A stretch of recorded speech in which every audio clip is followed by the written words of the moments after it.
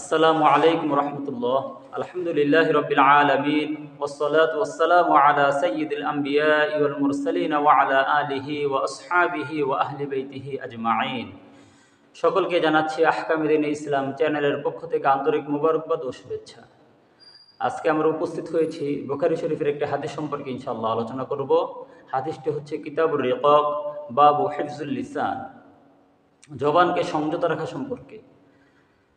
হযরত আবু হুরায়রা রাদিয়াল্লাহু তাআলা আনহু হতে বর্ণিত, রাসূলুল্লাহ সাল্লাল্লাহু আলাইহি ওয়াসাল্লাম বলেছেন, বান্দা কখনো কখনো আল্লাহর সন্তুষ্টর জন্য এমন কথা বলে ফেলেন যা এই কথার ব্যাপারে বান্দার কোনো ধারণা থাকে না, অথচ মহান আল্লাহ রাব্বুল আলামিন এই কথার কারণে ওই বান্দার মর্যাদাকে আরও বৃদ্ধি করে দেন।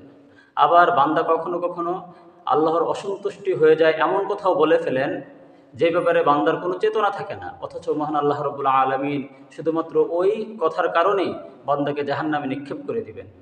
হাদিসটি সহিহ হাদিস, হাদিস নম্বর হচ্ছে 6478 নম্বর হাদিস। মহান আল্লাহ রাব্বুল আলামিন আমাদেরকে এই হাদিস থেকে শিক্ষা গ্রহণ করার তৌফিক দান করুক, আমিন। আলহামদুলিল্লাহ রাব্বিল আলামিন।